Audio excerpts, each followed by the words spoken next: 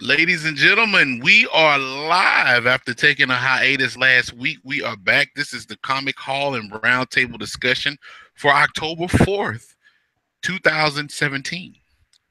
With me, I have my esteemed colleagues, Matthew Odom, which is normally the host, but he's relinquishing the hosting duties for at least a week or two before he takes over the saddle reins again. And we have the enigmatic, the diabolical, the unstoppable, juggernaut, Antonio Coleman. Gentlemen, how are you all this evening? Doing Doing good, good, doing brother. good. Doing good, brother. Good, good, good, good, good. Again, folks, ladies and gentlemen, we thank you for being here, watching us tonight. If you hadn't gotten here, hopefully you'll get here before we end the conversation. We got a chock full, we got a show with a whole bunch of stuff in it tonight. So we're gonna get started with one thing that's gonna actually be a region-based issue, and this is actually in the Middle Georgia area. Myself and TC and Matt, Xavier Weldon, which is in parts unknown. I think he's somewhere in Jumanji land or something. Um, there's a couple of things that went down recently in the Middle Georgia area, which is our top story for tonight. The MGA Con, if you're not familiar with it, it was short for Middle Georgia Con. The backers or the y'all help me out. What's the word when you back something? The The investors. Sponsor. investors, the sponsors. Thank you. The sponsors Sponsor. that were sponsoring the MGA Con, which I think is help me out, y'all. Good grief, I done forgot just that quick. The comic book store in Warner Robins, not Vigilante, Heroes but and the villains. Heroes and Villains. Thank you. They posted on their Facebook page last week that the MGA Con is no more. I was sorely disappointed because of the simple fact that it was actually growing. Matt Odom, and myself went earlier this year. We met one of the artists of the Black Panther book, World of Wakanda. We ended up taking a picture with her, buying one of the comics, and then she autographed it. Very nice young lady. But the actual con had been growing. If I'm not mistaken, it's been in effect, or it was in effect since about 2013, 2014. And periodic, it started growing, considerably over the years, and now all of a sudden, it is no more. So I'm going to turn it over to Matt, and I want to get your thoughts on it, Matt. The speculation as to why do you think the actual con is no more? But from my sources, which shall remain nameless, stated there was a little financial trouble. I'm not going to go into detail on who's in and what in. I just that I know and what I've been told is that there was a little financial trouble there, and it kind of ended in the result of the con itself, ending.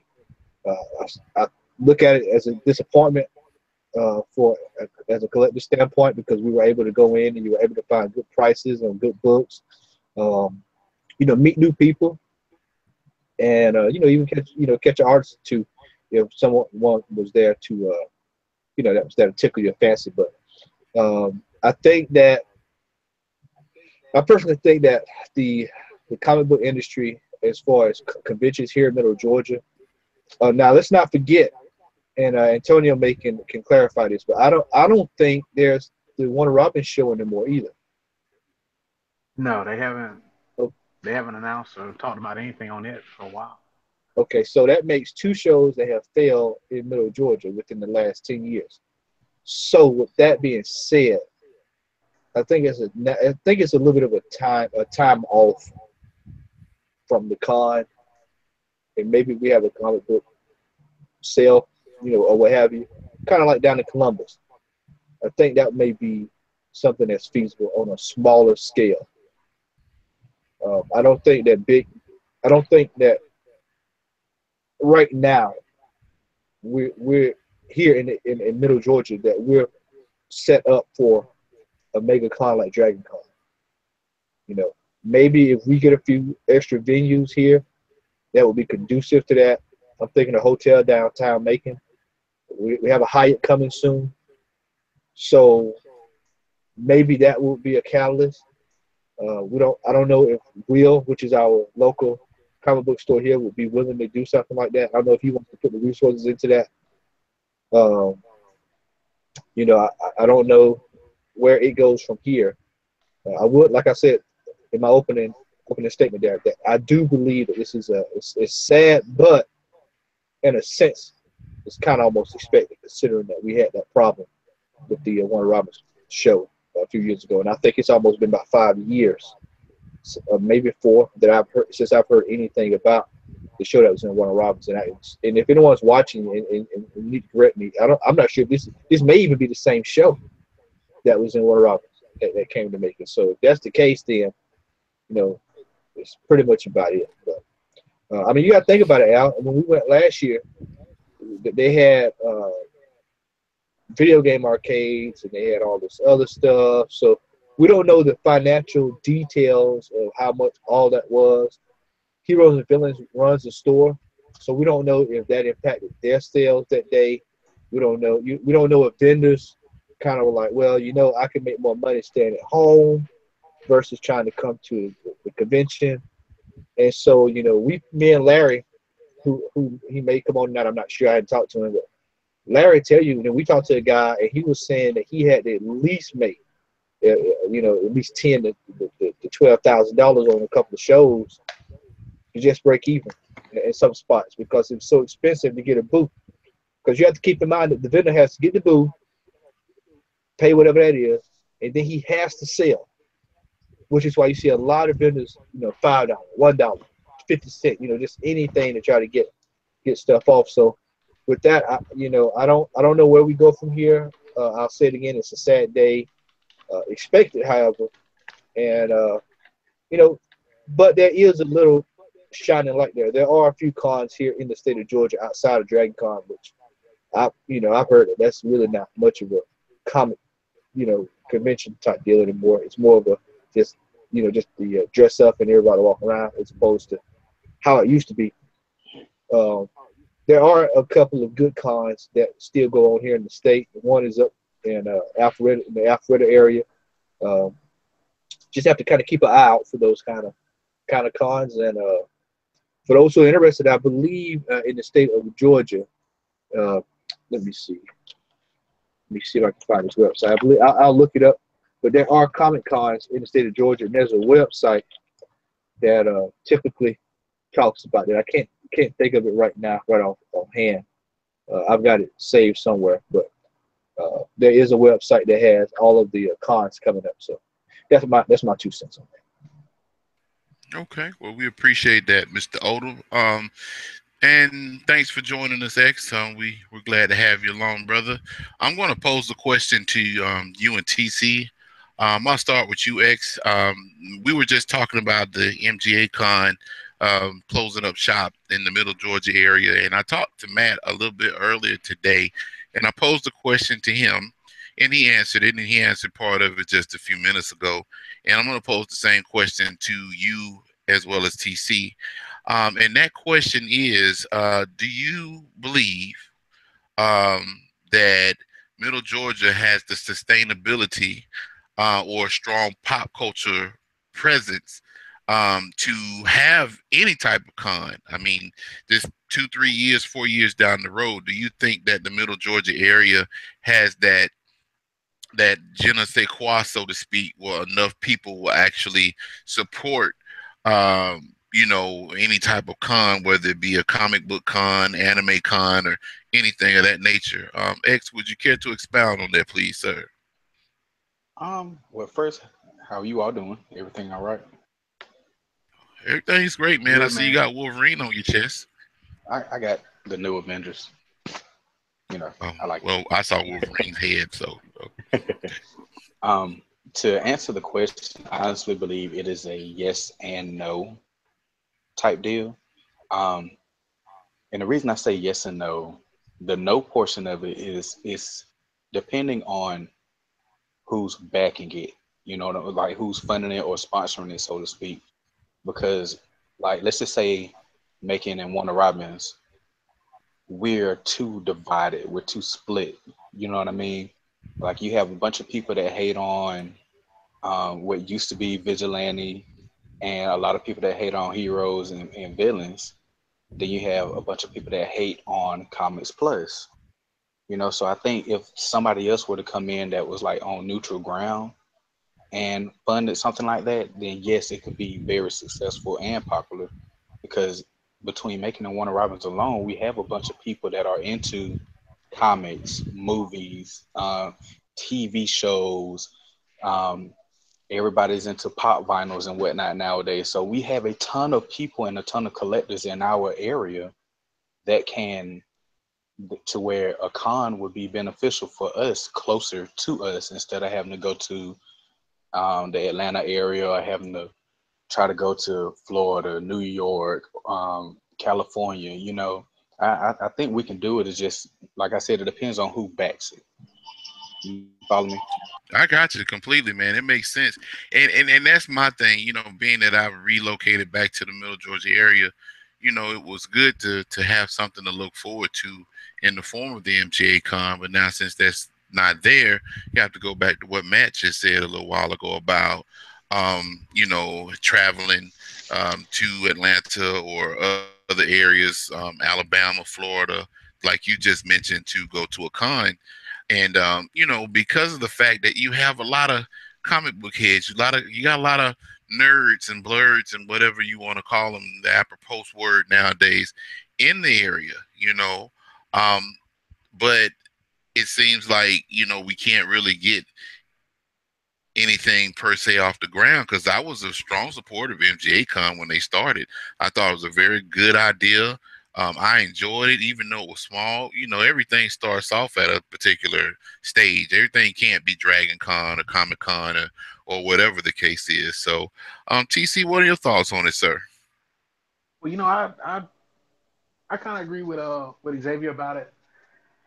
But I think the more so, I mean, I know the area has enough people that follow and game and comic and everything that's going to be going into that, animes and stuff like that. But if you look at the big picture of it, people are always going to automatically assume that Atlanta's going to have the better the better con, the bigger con in that situation. And with Atlanta not being that far away, I mean, considering between, I mean, making them Warner Robins for something that you're gonna go to once a year, that's something most time people are gonna want to take a trip to go and see something like that. It's gonna be something because you can go to Atlanta, you can go to different shops and then go to the con and go and eat at this certain restaurant, this, that, and the other. And you think about having something like that here in the Middle Georgia area, you really don't have too much to offer besides just the con itself. There's really not enough as far as going on around it to, I believe, that would draw people in and entertain it in that situation. Well, you bring an eloquent point out, TC, and the reason why I'm smiling is because Matt and I were talking about this earlier, and to draw a comparison to what you said was back in the day down here in Macon, one of the biggest attractions in Macon, Georgia, was the mall, Yeah. the Macon Mall. For those that don't know, at one point in time, Macon was touted to have the largest mall in the Southeast. It was huge. It was like putting Metroplex in a parking lot and him not transforming. That's how huge the Macon Mall was. It was large. It was huge. At one point when it expanded. So a lot of people, what they did, especially in the smaller, country towns, the small towns around Macon, instead of them headed up to Atlanta, they would come down to Macon, go to the mall, and then of course, around the mall you have various eateries. You had other shops that weren't in the mall. So, the correlation that you just made, it makes perfectly good sense. I'm just hoping at some point in time we could get something here, um, in the city, that could be a constant stay where people can go without having to go to Atlanta. Because from what I understand, Dragon Con is a pretty nice experience, but at the same time, like Matt said, it's like, it's more of a Hollywood type deal. You got more people trying to dress like um, Malekith the Accuser and Pip Troll than you see people like people actually like going, like the MJ Con. And I mean, I was Yeah. sick. when we went. But I mean, I had a great time. I mean, we bought comics, we caught some awesome deals. Then we met. Oh yeah, we got some really good stuff out there. Man, we got some stuff, and I wish I had more money because I would even got some more stuff, but I was on budget.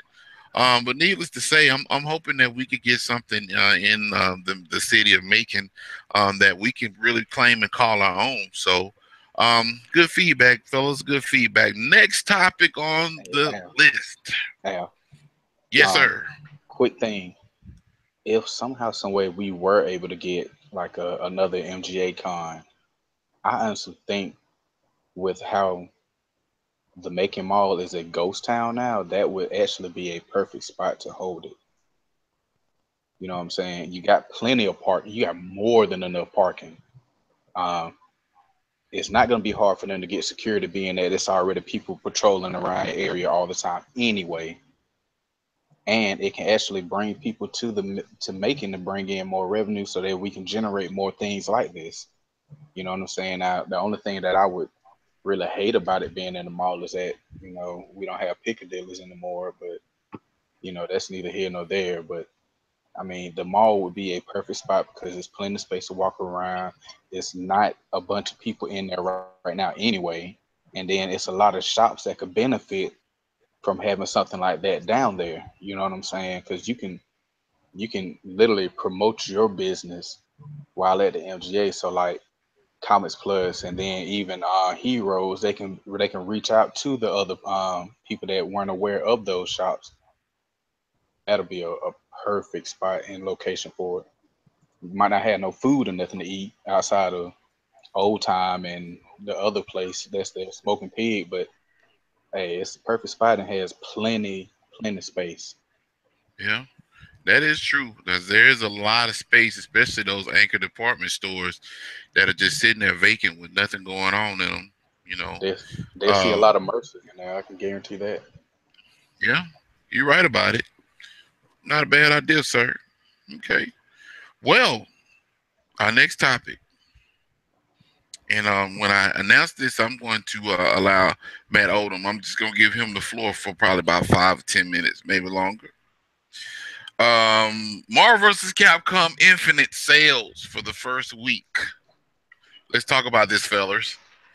According to videogamecharts.com and various other sources, Marvel vs. Capcom Infinite, and this is for UMC if you're watching, Marvel vs. Capcom Infinite failed miserably in the first week of sales. According to various news sites, Marvel vs. Capcom Infinite um, actually sold right at 8,000 copies in the UK. In Japan, it actually came, it didn't even break the top 10, and Pokemon Tournament Fighters actually beat the game out. Um, for all intents and purposes, certain news sites and certain analysts are calling the game a flop. The consensus, as far as the game is concerned, follows with most other stories that I've read, and that's basically the game is a mediocre game. It is a ploy for Marvel to sell off the Marvel Cinematic Universe. And the biggest issue that I've heard, as far as most people, were that the graphics are akin to those of a mobile game like Contest of Champions. So, Matthew Odom, what I am going to do, like you give us that courtesy, I am going to be quiet for however long, and I'm going to let you speak your mind, sir, as you can always eloquently do, because I know you have a lot to say. So, Matt, take it away. I told you. I told you. I told you all. I told you all that scarlet letter was going to be worn by Capcom. I knew it. I knew it. I went to GameStop the same week that game came out. And Melvin, if you watching, I know you laughing. I looked at Melvin and I said, Melvin, how many people have bought this game? Now, I want y'all to listen to this real close. This is 24 hours after the game has been released. He said, we've only had 3 people buy that game. I asked him, I said, well, did MC buy it? He said, no, he didn't buy it. Now, for those who don't know, MC is we're all good buddies, but he's the Capcom elitist. It doesn't matter what if Capcom puts shit into a case, he will buy it and he will support it. He has been awfully quiet now that this game has come out. There's a lot of people that's been awfully quiet now that this game has come out. The game is an absolute joke. We told you this the same time last year, whenever it was, we started talking about this. The roster was crap. And not to make matters worse, they did the same thing that they did on, I believe it was Tekken and Capcom. Somebody found the character sitting on the disc already.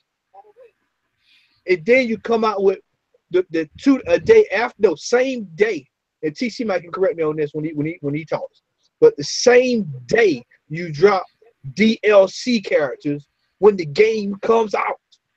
So why did you put these players in the game before the game came out? Once again, Capcom has turned around, pulled their pants down, and have told the gaming community to kiss their ass. And I'm telling you, you got these saps going out buying this game, and they're trying to sell it. They're trying to sell me a Bridge to Brooklyn, and they're telling me it's a good game. And I'm sitting here comparing that game to a beta I just played 3 weeks at your house, Al Rainey, of a game that's top shelf, and it's a beta. There's no comparison. What Capcom is now known as Cashcom. That's what I'm going to call it from now on.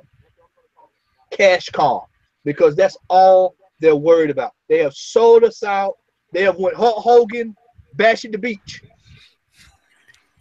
They have dropped the leg on every gamer that is out there because they have turned all the way around. What is right is wrong, and Al is gonna laugh when I say that. But what is wrong is right. That is how Capcom is now. Capcom has bought into this alternate reality thing.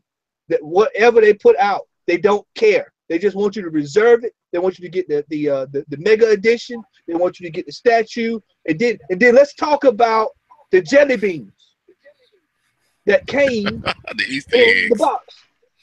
The Easter eggs. Now, there was a post. I don't know if you all saw it, but did you all see the post where the individual who got the edition showed the edition that Capcom advertised? Now, Capcom, that looked nothing like what Capcom advertised. Now, you had to pre-order that from a certain time frame to get that. That just wasn't you can get it all the way up to the day it comes out. That was, you had to get it then full price on the spot. And then you get these Easter eggs that you can go get down at Walmart, down at the Dollar Tree, that you can go get from over at Family Dollar, and you can make them yourself. You can go to Michael's, Hobby Lobby, if you can find one that's still open. And you can make this stuff. What is this about? What is this about? Capcom needs to be ashamed. I mean, absolute ashamed. And I am thrilled to hear those numbers. 8,000 copies of a game that 10 years ago, what is this, TC? When did Marvel's Capcom 3 came out? 7 years ago? 8 years ago? Yeah. So 8 years ago, you release a game, it sells 100,000, which was, in today's standards, I'm looking here thinking, I'm like, man, that's really not too good either compared, because, going against Marvel's Capcom 2, and you're telling me, that, oh man, this is such a great game. And Capcom's been really quiet. I hadn't heard anything. I hadn't heard them say anything. They're sitting there and they're trying to figure out how they're gonna spin this. Because I thought they would have learned their lesson from Street Fighter V. There was 2% of me hoping, 2% hoping that, we're going to get something, and it's going to, a jolt and say, okay, yeah, man. I said, well, maybe they're going to fix this fiasco. Well, no, They just simply, like I said, turned around, pulled their pants down, Vince McMahon, everybody in the video game industry. And I'm through with them. I'm through with them because they could have really fixed this. But this is once again typical Capcom with the rush job, and this is all they're doing is putting out rushing games. They are now taking the same stand as Electronic Arts. Just same game, same skin, same glitches, same DLC, same all this. And we're gonna look back. We're gonna look back at this. I'm looking at my calendar. You see this? I'm looking at my calendar. We're gonna look back at this, and somebody on this panel, who I'm gonna let him say it when he says it. I was told this game by December will be $19.99 because it's that bad. $19.99. You heard it here. And so far, our track record has been pretty good on stuff. This is going to go down as one of the biggest bombs. I'm telling you, man, I can't even think of a game that's so bad that came out that I can even compare this to. I'm trying to think of one that came out. Haze for PlayStation 3. It's on that type level. Haze type bad. What was the game with the dragon that came out on PlayStation 3 that everybody was, oh man, you gotta get? I can't think of the name of it. You fly around with the dragon and set stuff on fire. Dragon Quest? No, the PlayStation 3. It was I cannot think of the name of it. It was one of the earlier games that came out for it. It was when it was it was trying to rectify the ship for them charging $600 for that system. And I'm telling you, Capcom is going to pay the price. And if you think about it, man, let's just call a spade a spade. The only 8,000 people playing this game are all people getting ready for EVO 2018. Those are the only people playing this game. The casual fans like us, we are not playing this game. Larry has not said anything about playing this game. Xavier is not playing this game. Al is not playing this game. Vince is not playing this game. TC is not playing this game. Kelsey Palmer is not playing this game. Chris Palmer is not playing this game. I could just go down the list. Timothy Price. I could just name people that we all know. They're not playing this game. Why? Because the game sucks, and the numbers prove it. And we told you all that this game was going to stink from day one, not day 20, not beta, not pre, online and all this junk. We told you all day one before we even saw six people on the roster. Now, where's this roster of players that was supposed to be released that they were going to put them in the game? Where are these players at? Guess where they're at? You see, look, everybody look behind you right quick. Look behind y'all. Everybody on this panel, look behind you. What do you see back there? There's nothing. There's nothing there. I'm done. Well, I'm gonna add a little bit of fuel to the fire, and then I'm gonna let TC throw his 2 cents in. While you were going into Marvel like a rabbit Wolverine, no pun intended, I pulled up an article, and according to this was actually around 7 hours ago, and this pretty much adds credence to what you just said, Matt. The report states, and this is unverified, but it'll actually come to light soon, possibly. But they said that Marvel vs. Capcom Infinite had a meager budget. And according to various reports, Capcom reportedly used the budget for Street Fighter V's DLC. Whoa. Stop. As Antonio would tell me, if you got kids you watching, I'm sorry, but hold your hands over your ear. You can pour that shit back up the horse's ass. Meager budget? Are you kidding me? A company like Capcom that has made a living the last 10 years off of DLC, you're going to expect me to believe that this game was underfunded when I'm looking at a Shenmue 3 that goes up on GoFundMe and gets millions? You're telling me that if you gave me a roster and you said, I'll tell you what, you all pick who all you want in the game, and if you can donate $1, we'll put them in the game. And you're telling me that nobody would do that? Get out of here, Capcom. Just lies, man. I'm just telling you what I read. This is what it's come to, man. And this is a problem that is plaguing the industry. Developers are taking people are just putting out half-ass product. And I'm telling you, at some point, it's going to be a backlash. These games, I know we're on Street Fighter, but I mean on Marvel, but I'm telling you, it's an epidemic that is going on in the video game community. Look at Xavier. Will tell you this. Look over at Madden 2018. Go look. I'm sitting here. See that over there? That's FIFA right there. FIFA is right over there. I'm going through it right now. So I know shit product when I see it coming a mile away because I'm accustomed to it. I get it every year around August and September. I know garbage. And Capcom cannot pull the wool over my eyes. They are late to this party. I've been there since it started. I'm about to Absolutely trade my Madden lies. in. Yeah, lies. I walked Well, into hey GameStop man, last week. I walked into GameStop last week, man. The amount of Mads I saw on that shelf, man, that were trading in was absolutely scandalous. I've actually seen since I went back last week and got FIFA. I looked on the shelf, man, and I saw Marvel's Capcom traded in already, man. It's already one traded in Yeah. already.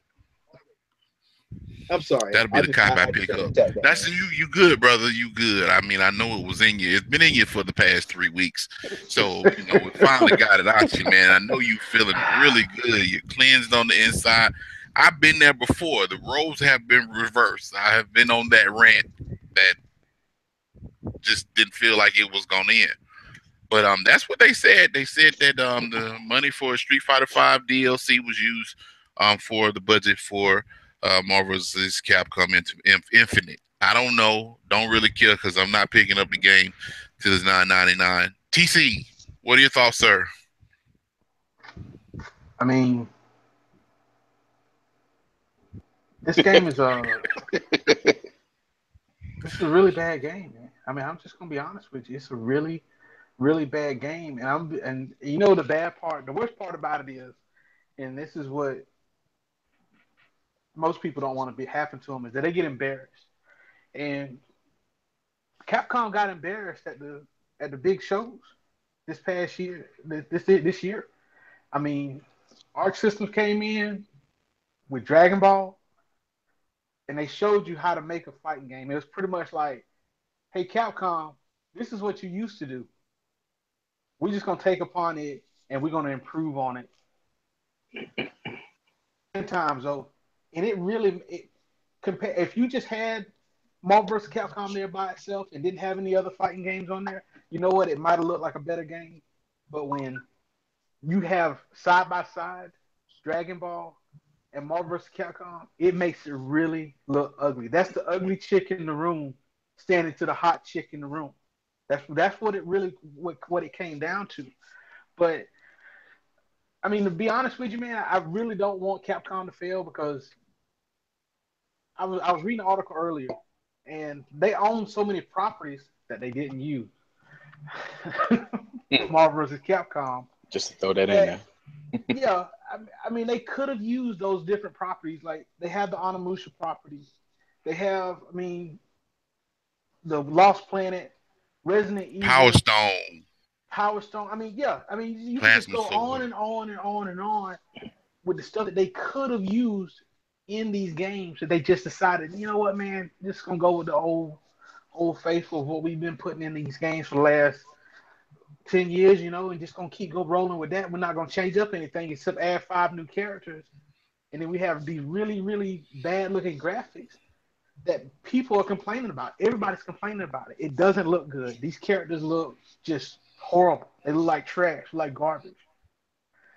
But after a while, I mean, you can only fail so much on fighting games until you change your mind. Because it went for a while where Capcom was like, you know what? We're gonna step away from the fighting games and we're gonna do focus on other games like Resident Evil or like when they did Lost Planet or anything else. And that's what they and I can see that almost happening again with the way Street Fighter V came out. That was a flop.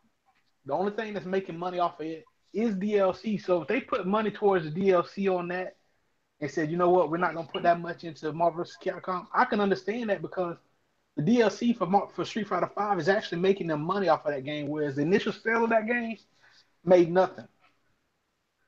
Marvel vs. Capcom Infinite, the initial sale of the game has made nothing. I mean, it was a flop. Let's just go ahead and just call it what it is. It's a flop game. And like Matt said, it's gonna be by the time Christmas time hits, before Black Friday, next month, Black Friday, you're gonna be able to pick up that game for $19.99. $15.99.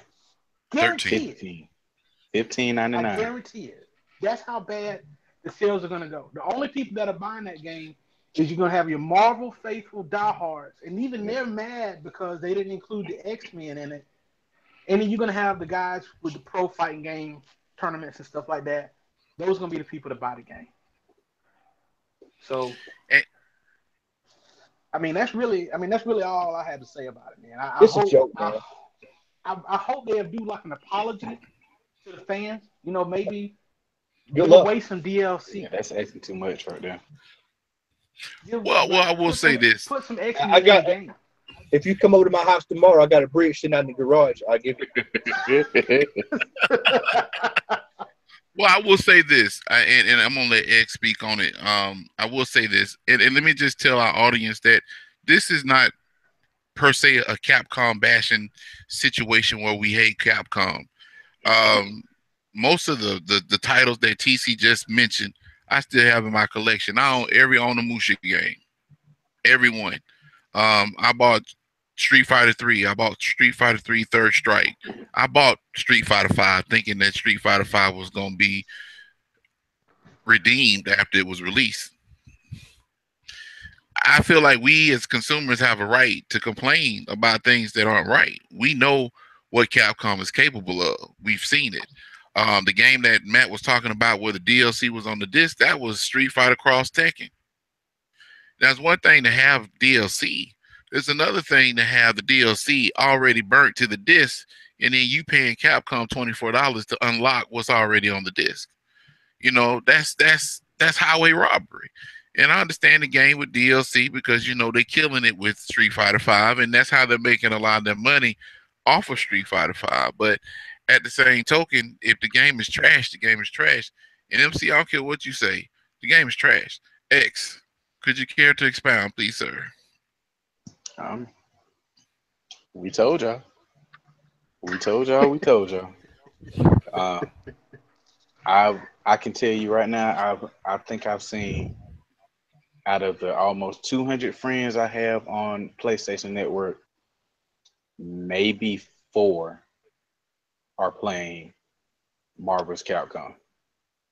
And those, I would say 3 of the 4 buy it every single time. It's the same ones that are playing Street Fighter 5 on a regular basis. I mean, they even, we told y'all. I ain't even gonna waste my time on it. We told y'all this game is trash. It will always be trash. No, garbage. To release a game. And like I said, I'm sorry, Al. Go ahead, sir. No, go ahead. To release a game, you come out with an article about 2 months after you make this announcement about the game. You do an interview. And I don't know the guy's name, so I'm gonna just call him Mr. Capcom. So Mr. Capcom does a interview like 2 to 3 months after the game is announced, and you tell me, you say, Matt Odom, you're not gonna remember who the X-Men are, so we're not gonna put them in the game. Now I am 36 years old. The average age on this panel is 30 years old. With the exception of Al. And you're going to tell me, you're going to tell us, we played every Marvel game known to man. We played every Street Fighter known to man, all the way down to the original. We've played every side-scrolling beat-em-up game known to man. And you're going to tell me in my infinite wisdom, that I'm going to forget who the X-Men are. So that's why you're not going to put them in the game. Capcom beatdown. This is a result of whoever really wanted to get off work at Capcom. They didn't want to work the full 40 hours. So they said, I'm doing 35 to 34 and I'm going home. To hell with medical leave. And so this is why you get a half-ass product. It's to the point. It's to the point, man, where I would rather them just do this. If you want the extra characters in the game, $75, be done with it, and just be through. Instead of this inching, because I know what's going to happen. They're trying, and this is, and mark my words on this. The characters are there. They're there. They're there. They're waiting, and they're waiting to get a fever pitch. They're waiting for Cable to show up. They're waiting for to get the numbers on Gifted to see how that was. They're waiting on the Heat to start. So oh well, and then we'll release it. We'll put out a Magneto now joining new fighter joins the fray. Magneto. Then you'll see another trailer. It'll come out and it'll be Solok. And then they'll sell you X-23. And they'll say Wolverine has joined the fray. And then they'll just go down the line. Storm, Cyclops, Jubilee, Professor X, if they can put him in there. Everybody. They'll just find people and put them in the game. They'll make up new characters. They'll get Hudson. They'll put him in there. They'll start putting everybody they can find. Because you know why? It's dollar, dollar, dollar, dollar, dollar. That's all Capcom sees, is they see dollars. But they tell these lies. That's it. That company is a snake in the grass, man. A snake in the grass. You should be ashamed of yourselves for putting out this kind of product. I mean, absolutely ashamed. It's no less than you selling me 4-ball tires and telling me to go down and to drive in the rain. You should be ashamed of yourself. I mean, absolute ashamed of yourselves, Capcom, putting out this product. It's the worst I've ever seen. I've never seen anything on this level. And me and TC, we've seen some bad DLC, man. We were victims of the old Battlefield. What was it, 3? Battlefield, man. We were victims of that, man. Ended up paying $200, almost $200 for a game because of the DLC. And this is the problem. It's DLC. You're doubling down. You're paying just like Al brought up about 6 shows ago with Street Fighter V. By the time you pay all the DLC, you put in really about $300 for one game. One game. That's absurd. So you're telling me, Capcom, if you're charging that much for DLC in a game, that you're under budget, man? And on top of that, you're going to double down and say, y'all are not going to remember who the X-Men are? And we've got Logan just came out, this year, early this year? Early this year? And you're going to tell me we don't remember who the X-Men are? At some point, man, just say, you know what, everybody, we dropped the ball. We really made a mistake on this. This is basically a scaled down version of the game we're just trying to test out, just make sure buttons work and make sure the moves, or whatever. And we're gonna just say all this skeleton, but we're gonna release the real game towards the beginning of next year to launch coincide with Dragon Ball Z because we want to compete. Just tell me that instead of just telling me that the game is out now and this is the product that you have. And that's my final piece on it, man. Good riddance to bad rubbish. Tell them why you mad, son. Tell them why you mad. But I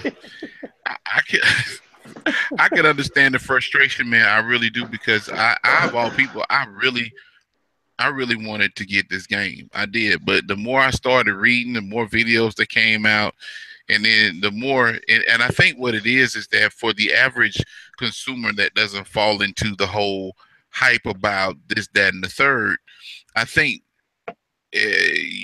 Capcom was trying to play us for fools, because you're going back to Marvel's Capcom and then working your way up. there's always been a diverse array of characters in the games, and that was one of my biggest issues. And then, of course, when you just totally remove the X-Men and any X-Men related property from the game, to me, that was the final straw. And I felt at that particular time, Capcom didn't deserve my money. I already fell for the okie doke with Street Fighter 3, and I'm not going through that again. Now, rest assured, I will get the game, but it's going to be heavily discounted. Mm-hmm. And Matt, you brought out an extremely good point.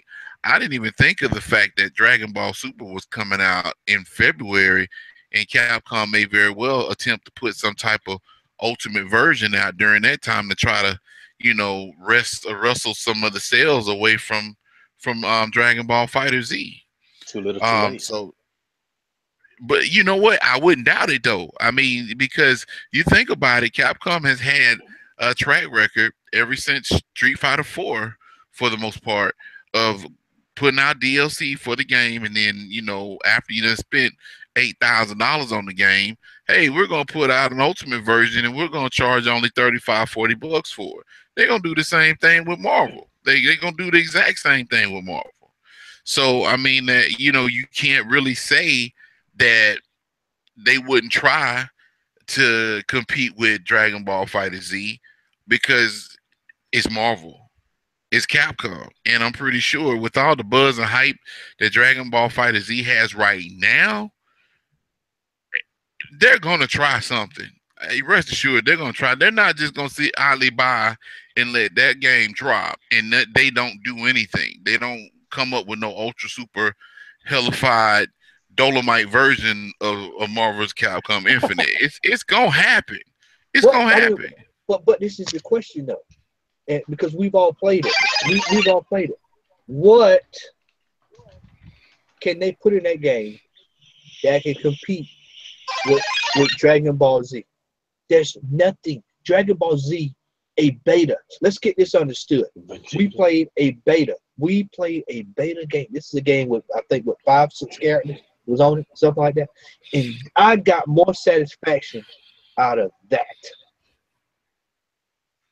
game versus Marvel vs. Capcom.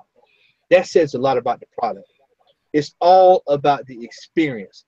And when Arc System puts out a game, they don't have stealth. They go all the way. And people are going to say, this is going to be a rude awakening. I'm talking about a 1988 Rick Rude net breaker. Rude awakening. Hose down. When this game comes out, it's going to embarrass. It's going to be a lot of Street Fighter. If y'all think I'm playing, y'all watch Evo 2018 next year. Y'all watch Evo 2018 next year, and I guarantee you, there's going to be a fight to have Dragon Ball Z as the last game on that show next year, because a lot of people going to be saying, no, we don't want to see Marvel's Capcom as the last game at Evo 2018. They're going to want to see Dragon Ball Z, because everybody's going to be playing that. That's going to be the game everybody's going to be wanting to play. I promise you. Oh yeah, you heard it here. I wouldn't doubt that either. And what Matt's talking about, ladies and gentlemen, Arc Systems actually dropped a closed beta about 3 weeks ago for Dragon Ball Fighter Z. The game is actually scheduled to be released February of 2018. And they had invites via email for the PlayStation 4. And if you were an Xbox Insider, you would actually have access to the beta. And fortunately, I was one of the few people in Middle Georgia that actually had it. I think Brock Bowden had it. Bowden had it too. Shout out to Brock. But I will have to say that Matt was over along with a friend of ours named Eddie Murphy, and we played that game for probably about a good hour or maybe longer than that. We just took turns because we couldn't play the versus, or we couldn't play online against each other because the servers. But what we had the opportunity to play, ladies and gentlemen, I'm telling you, if you are a video game fanatic, if you like Dragon Ball Z, if you like fighting games, that's probably going to be the game for you to pick up next year. Everything that you have seen on that game via YouTube and other media sources is the truth. The game looks gorgeous. The game plays well. It's an awesome looking game. And we, like I said, we took turns like we were like 6 years old, and we just passed the controller between myself, Matt, and Eddie, and it was an enjoyable experience. Even after they left, because that was the night of the fight. Even after they left, I played, and I didn't get tired of playing it. You couldn't pick your character. It was six characters, 18, Boo, Cell, Frieza, Goku, and Vegeta, and Piccolo. But with that game, it's going to be one to look for, and I'm pretty sure Matt will agree. That game it's going to Capcom is going to be shaking in their boots come February, and if they hope to make any type of money off of Marvel vs. Capcom Infinite, they need to go ahead and drop that sucker down to $11.99 tomorrow. So that they can go ahead and make some money. Because I'm telling you, by February, if they hadn't made whatever money they're going to make, it's gonna be like Tupac. All eyes are gonna be on that Dragon Ball Fighter Z. You heard that from here too, and I almost guarantee you, I put cash money down that the first week sales of that game are probably going to eclipse Marvel vs. Capcom Infinite by leaps and bounds. The pre-orders alone are already destroying them. Right. So I mean, with the hype, Arc Systems, they're doing it right. They're doing it. They're catering to the fans, which is something that Capcom has pretty much failed to do over the past few years. At one point in time, Capcom would listen to the fans, but they didn't. And I know we need to move on, but I'm gonna give an example. We haven't talked about this game, but Arika Systems, the company that partnered up with Capcom years ago to do the EX games, they're working on their own version of EX after years and years and years and years and years of fans saying, "Hey, we'd like to have another Street Fighter EX game." Capcom's like, "Okay," and then they just push people to the side.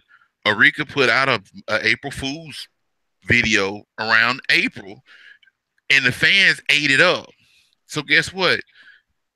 That's coming out next year. You know what I'm saying? So Capcom has some heavy competition. And a word to Capcom, if y'all really want to get the fans back on board, y'all need to listen. Y'all need to listen.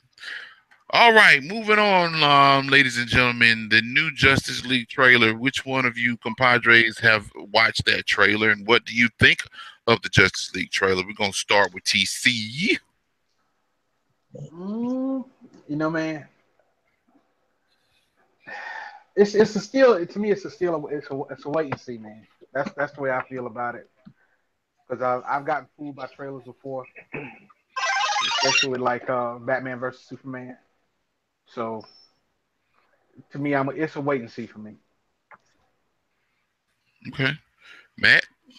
I hadn't seen it yet. I'll probably watch it after we go off there tonight. Okay. But I mean, Cool, I'm not cool. expecting much. To be honest with you, man, I'm really not expecting much from that movie. I'm just, I'm just gonna call it a spade, man. I'm just not going to, I'm not gonna go on another rant like I just went on. I'm just gonna say, if you throw Want to get enough on the shit hype at the train, wall, man? maybe it'll stick. If you throw enough shit at the wall, some will probably stick. But I don't quite. I hate to say this, man, but and this is without me seeing the trailer. Just tear it down and just start over. Just tear it down and say, you know what? You remember you was a kid, man, and you be sitting in the room with the Legos, and Xavier appreciate this. He's a Lego man. You sit in the room with the Legos, and then you realize that you got the wrong base at the bottom, and so you got to go tear every damn thing up to get back. You just tear it all up, and then you just start from scratch. And that's what they're gonna have to do with this. I can tell you that without even having to watch the trailer. Off of what I heard recently, I think we talked about this in our private group. That the script got cut up. So I mean that was enough proof to know that it was garbage already. So I mean let's just be real. This movie is not going to be better than Wonder Woman. So there's no need in even thinking about it. What they should have did was hire the director of Wonder Woman to do this movie, because apparently she has a better track record than anybody else outside of Nolan with Batman. So Either you get Nolan or you get the chick from Wonder Woman, and then that's it and be done with it and start from scratch and put a real Flash in that movie. I'm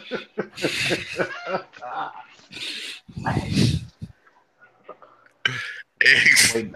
I'm waiting on that. what do you, what's your take on that, sir? I haven't seen the trailer, but I have to disagree with some of what Matt said. Um, and the reason I say I have to disagree with some of it, I agree with TC. It's a wait and see, but the only like Christopher Nolan, yes, he did good um, with the Dark Knight trilogy, but let's be real, it wasn't his it wasn't his vision of Batman that made us love that trilogy. It was his vision of the villains that made us love that trilogy. Um, when you have somebody that's taken over Justice League and Josh Whedon over Zack Snyder, that brings new light to the picture. You know what I mean? You if you enjoy the Avengers movies, which I'm pretty sure all of us enjoyed the first one, and all of us thought the second one was okay. But when you have somebody that's coming in, taking over, that has a great track record with his movies, I feel a lot better about this. And yeah, I don't think it's gonna be better than Wonder Woman, but it's not supposed to be better than Wonder Woman because it's a different type of movie. You know, when instead of focusing on one character, you're focusing on a group of characters. Um, you don't have the years of build up like Marvel did in their movies because they had a clean cut, clear picture as to what they wanted to do. Now they had some mishaps along the way, but they learned from that. DC hasn't had that because of Warner Brothers.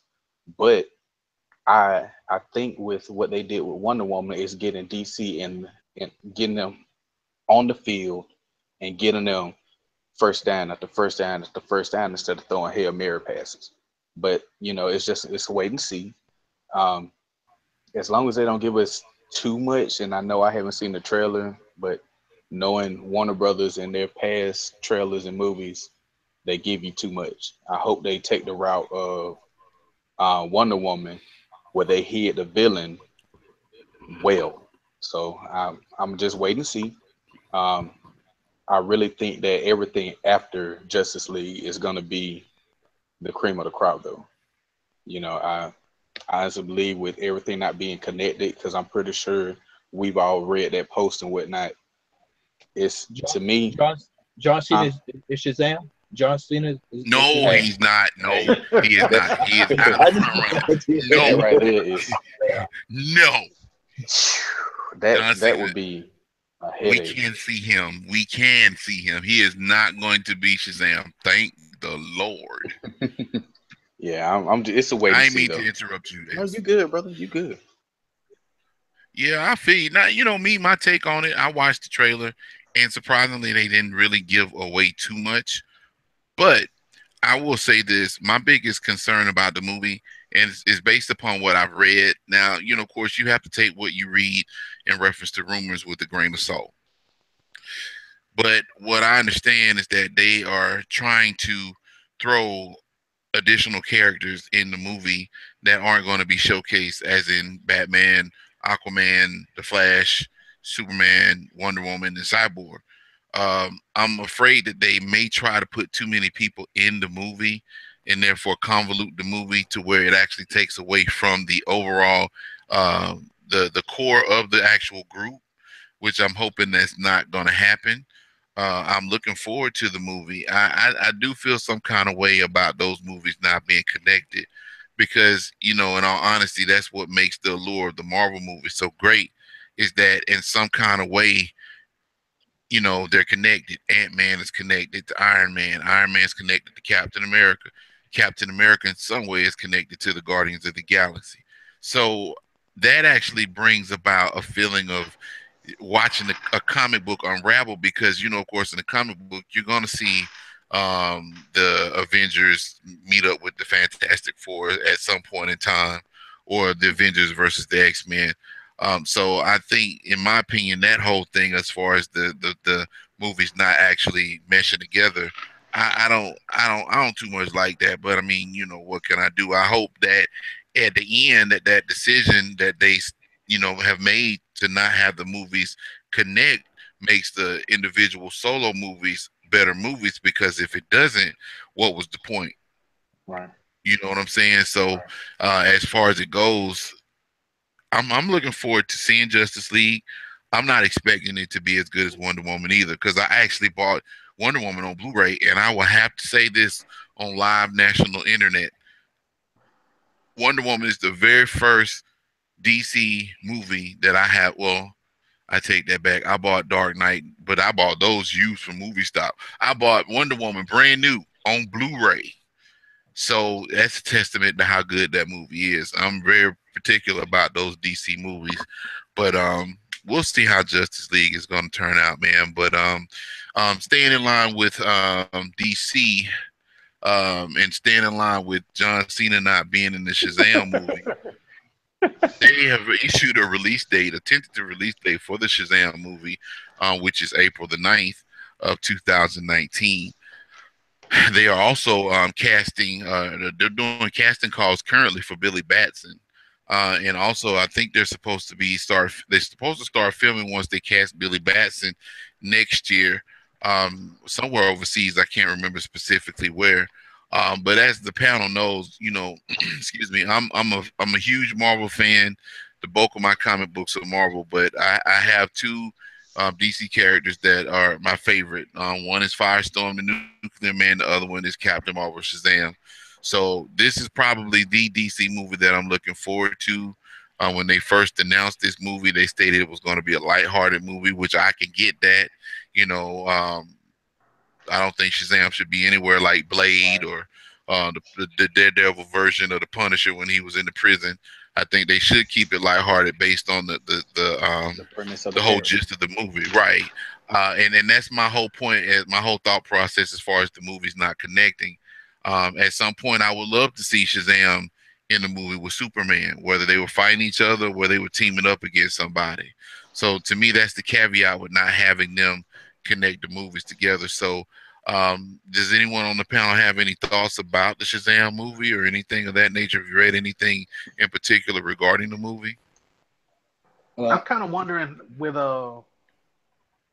them doing the Black Adam movie. I guess it's supposed to be out prior to the Shazam. I mean, are they gonna introduce or maybe even show the character or tease anything at all? That's what I'm really wondering. They Are they changed gonna do that. anything with that to kind of, I guess, lead into the Shazam movie? Yeah, they changed that a little bit, being that Zack Snyder's not going to be doing any more DC movies for a while, because the way he wanted it was Black Adam was supposed to be, or rumored to be, in Man of Steel 2. Then when he stepped down, they scratched that and started talking about the Black Adam movie coming forward. So I mean, I, I don't know, I don't know. Well, But to me, go ahead. I'm sorry. how can they go ahead and put out a release date for the movie when they haven't casted the main character?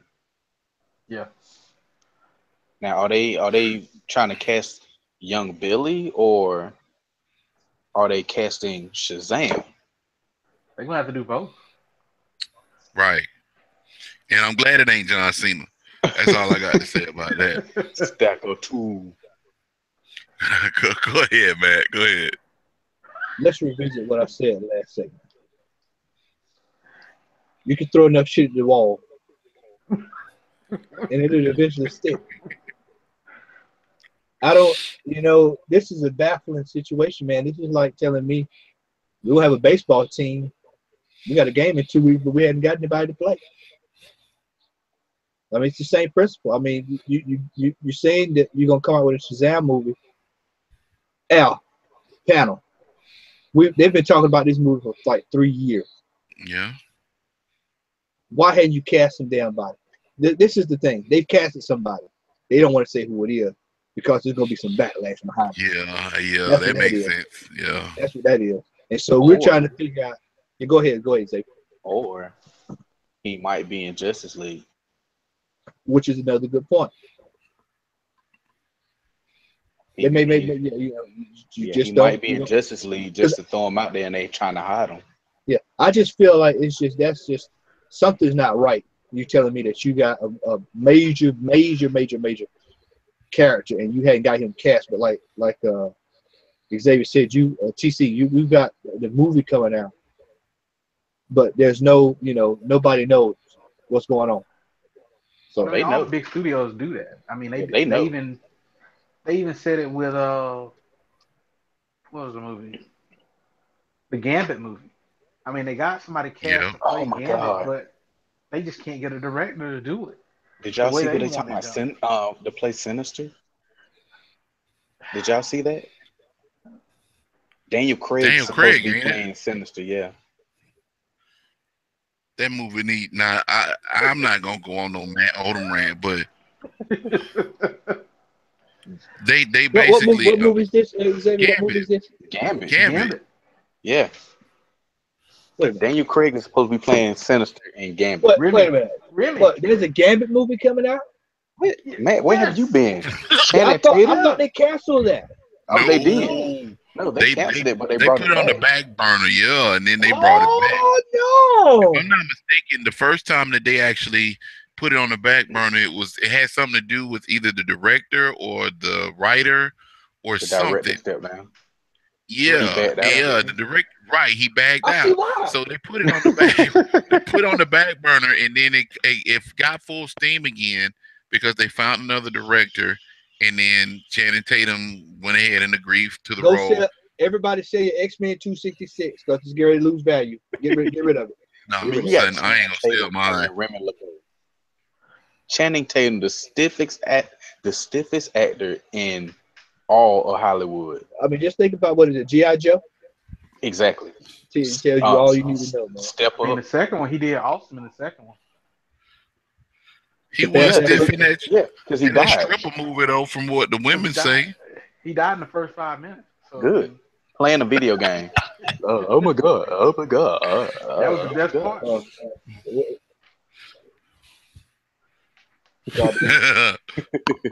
Well, Yeah. I'm not going Right. to watch the Gambit movie because I don't. Anyway, moving right Man. along. Staying staying in line with DC, we're gonna go ahead and Oh skip god. change gears. And the Flash season four premiere is next Tuesday, which is the 10th. Oh, good. They So dropped it did another. not come on last night, right?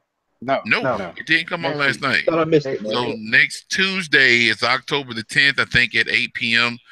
We're gonna see Barry Allen cry some more and talk about how he's not the fastest person on the planet, and we're gonna see Iris cry about him leaving her, and we're gonna see another H.G. Wells come from somewhere we don't know where, and we're Cisco gonna see referencing Harry Potter every episode. right and wearing the Pantene hair pro conditioner.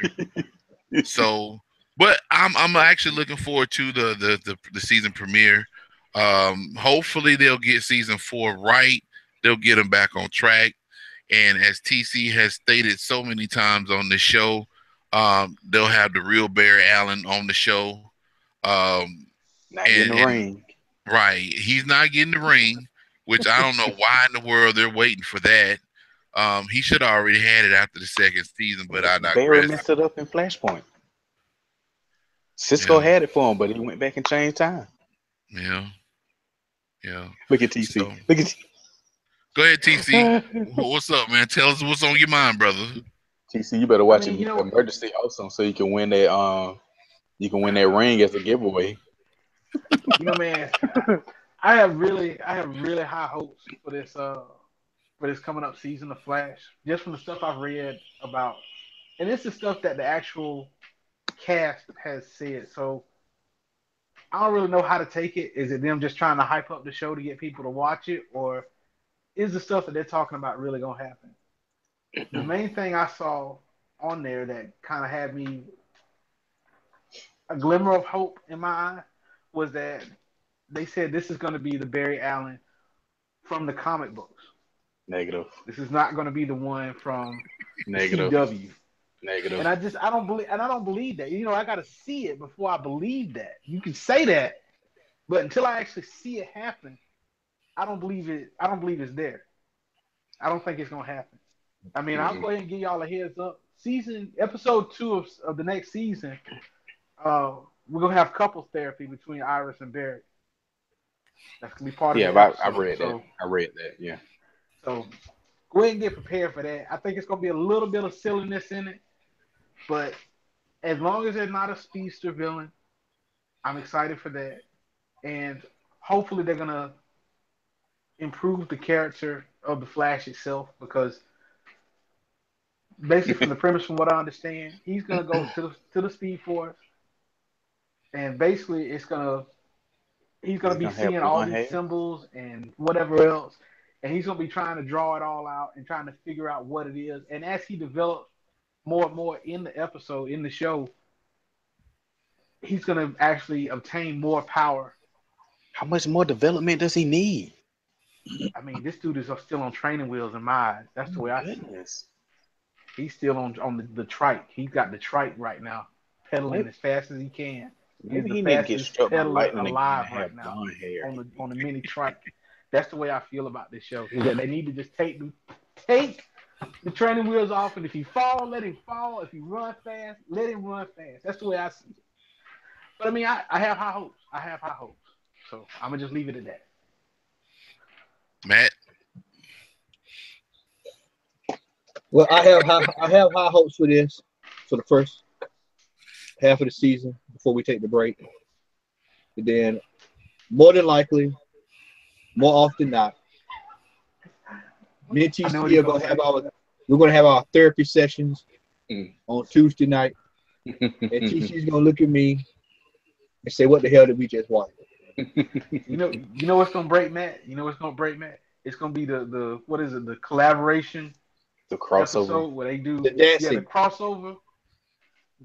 The crossover episode is what's gonna Oh, they said no more that's gonna singing. mess it up. They Okay, said no good. more singing. Yeah, I mean, thank you because that was, I mean, That that was was terrible. torture, man. That was Alcatraz type stuff. If I want to watch Glee, I'll watch Glee. I mean, Bastille. you have to at some point at some point here. It's like TC. It's time to go ahead and get down to business. We're in what 4, right? Season Yeah, 4. season Yeah. 4, Season fixing to 4. start. It's time to get down to business, man. It's really time to get down to business. And all this lovey dovey stuff, man. It's it's time to get down to business. Because I'm gonna tell you straight out the gate, if this sucks, I'm just gonna be kind down the days to Black Lightning, and that's just how it's gonna be. I, I mean, I'm just calling a spade, man. Let me tell from you what I'm something. reading, I'm gonna count down to that. Well, I mean, we'll see that, and if it sucks, then I'll just go back to watching the strain. I got 1, 2, and 3 right behind me. I'll watch the strain. And 4 on Black I, Light. DVR. I will say that I do have high hopes for Arrow, which is coming back next week. Also, they changed the time. It's gonna be a later night. It's gonna They start coming on at changed the 9 date too, o'clock. didn't they? Then they moved it to Yeah, Thursday. yeah. It's Thursday Yep. nights at 9 o'clock now. You know what else But they I moved do to Thursday? have Gotham. um. Gotham.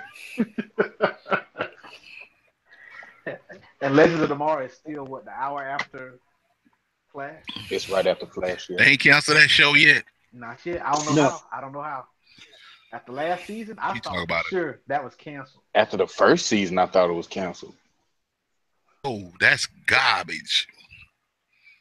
But Arrow, they're actually bringing back in the series. So the season they had him previously was probably, to me, in my opinion, the best season they ever had in it. So with him coming back again, same actor that played him, it's gonna be the guy from Spartacus. Manu Bennett. Manny Bennett. Yep, Yeah, he's Deathstroke. coming back. He's gonna be the villain. I have hopes. I heard he's only on like 3 episodes. No, don't say that. No, like for real. I heard he's only in like 3 episodes. And the only reason they did that was because the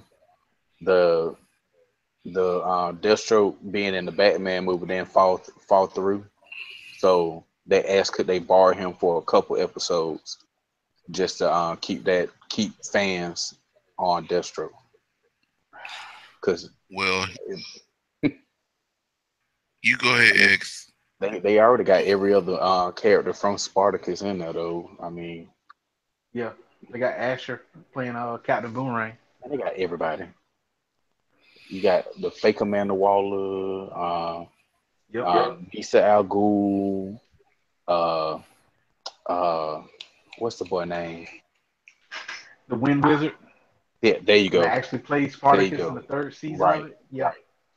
The only person they haven't had on there, the only two people is literally the first Spartacus, God rest his soul, and yeah, um Gattakus, I think that was his name Gannicus, from the second Gannicus. season.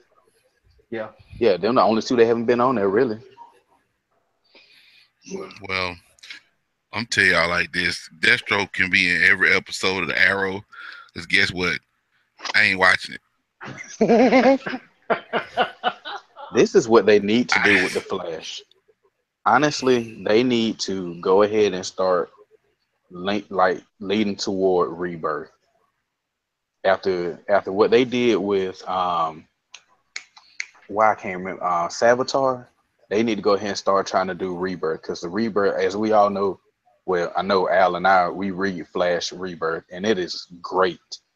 They need to go ahead and have it where um during his time in the Speed Force in between season 3 and season 4, they're trying to find a way to bring the real Wally West back.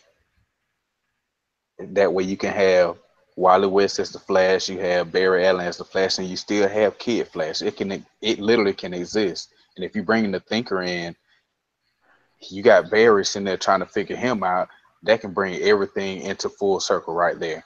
You don't have to have another speedster villain, but just imagine having Wally West come back and then he's bringing Barry up to be the real Flash.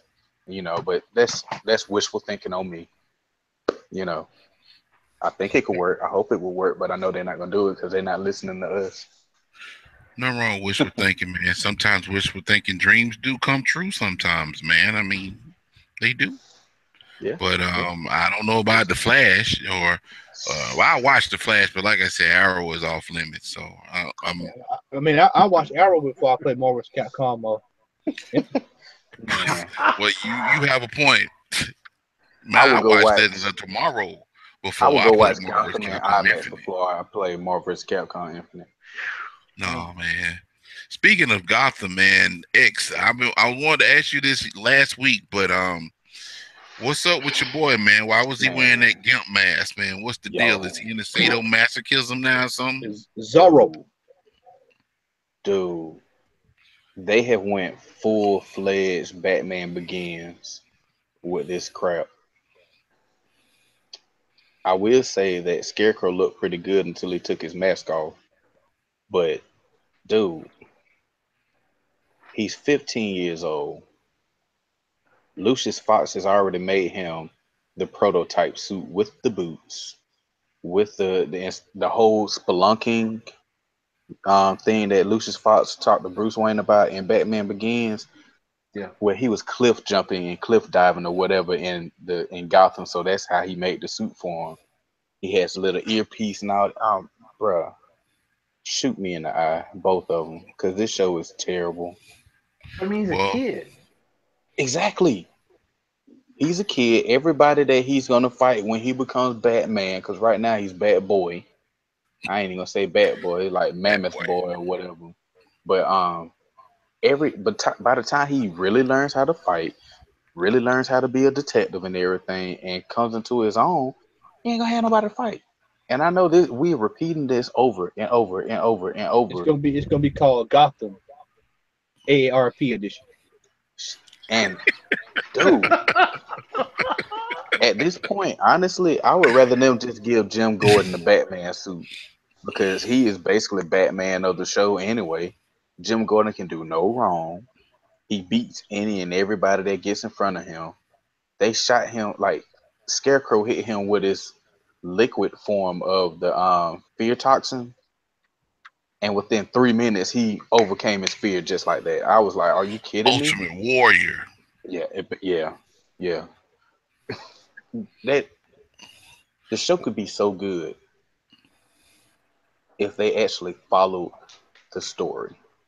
Because I know a long time ago I said, I think I said if you replace the actors, do y'all remember I said if you take the actors in Gotham and put them in Supergirl, it would be a good show, and vice Yep. versa.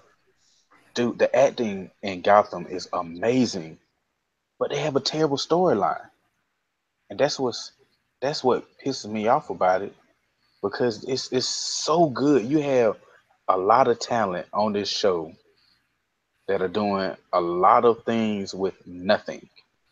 You know what I'm saying? Like even the made up characters that they have in there, the actors that they have playing them, they're great. But when the story is so bullshit, I'm sorry, y'all. I'm just when it's that bad, you can't. You know how something is so bad, you can't help but watch it just to see how much more they're gonna mess it up. Yeah. That's what Gotham is for me, and this is 4 seasons of it. Mm. Like sitting down watching Fantastic Four Oh no. every single week. No, Can't no. do that. That's what it Uh-uh. is. Can't Yeah. do that either, sir. Well, I commend you for sticking in with Gotham, man. I looked at the first episode synopsis and I said nope, and I haven't watched it since then. And Oh, I feel like I'm a better man because of it, sir.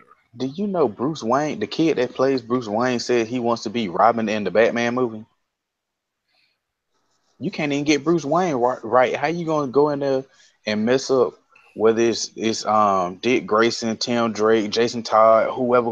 You definitely ain't playing Damian Wayne because you can't fight and you ain't half Asian. So I don't know how you gonna pull that off anyway. But dude, just stick to this gumbo of shit that you in right now.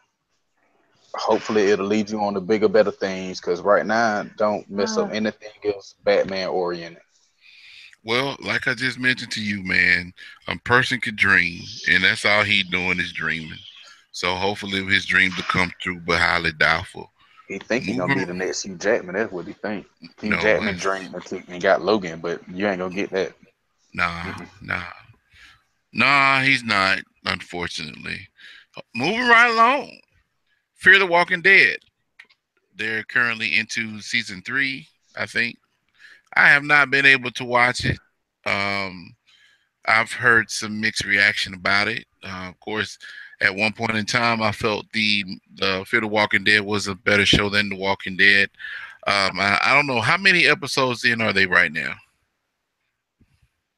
5 or since the break 6. is 4 episodes since the break, I believe.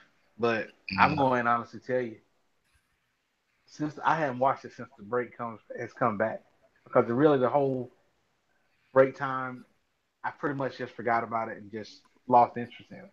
To be honest with mm, It's it is taking that third. It's like third seasons and third movies. It started out strong and it just kind of dropped down. Then you hit a speed bump and then you right back.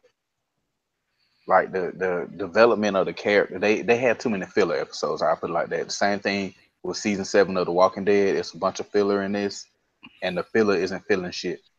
mm, I'm just gonna be honest with you. I mean, you will enjoy watching the characters that you like, depending on which characters you like, if that makes sense. you. Yep. Um, you're not gonna like the dumbing down of certain characters, but you will appreciate the rise of other characters.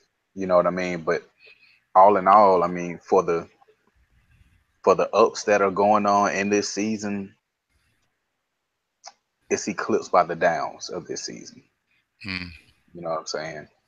You when you get that glimmer of hope, you're like, okay, all right, here we go again. Then up now, here we go again. It's that third season curse, man.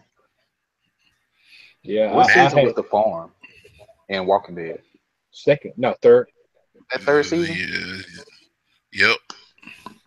Yeah, I hadn't watched it. Reason I hadn't watched it, I was watching Strain, man. Strain was where it was at. I mean, that's over with now. So on Sunday night, I'm on football, unless it's a garbage game, you know. But even then, I'll just cut on the PlayStation. Right. Let me tell you something. And this is not a knock on Fear the Walking Dead. This is not a knock on Fear the Walking Dead by no means. Let me tell you, AMC is you got to start with this all these breaks, man. You kill the flow of a show that had gotten really good. The show had gotten really good, and then all of a Hmm. sudden we're gonna go on break. I mean, it's just like a girl getting ready to kiss you, And pull them and you, away. and then just she goes and gets in the car and go home. She Well, damn. sneezed in your Yeah, well, damn. That's got that. Won't be seeing her again. face. And I don't know if I'll be watching the Walking Dead, man. I mean, hell, now I'm on Z Nation. So I'm I gonna, I'm mean, gonna watch the Walking Dead. I gotta see something better than what I saw last season. I have to. Well, the Walking Dead supposedly season 8, which actually drops October 22nd. It's supposed to be a backdrop to Negan's backstory. That could go either way. I read part of that. Here's Negan that was in that the the Like the little book. image magazine.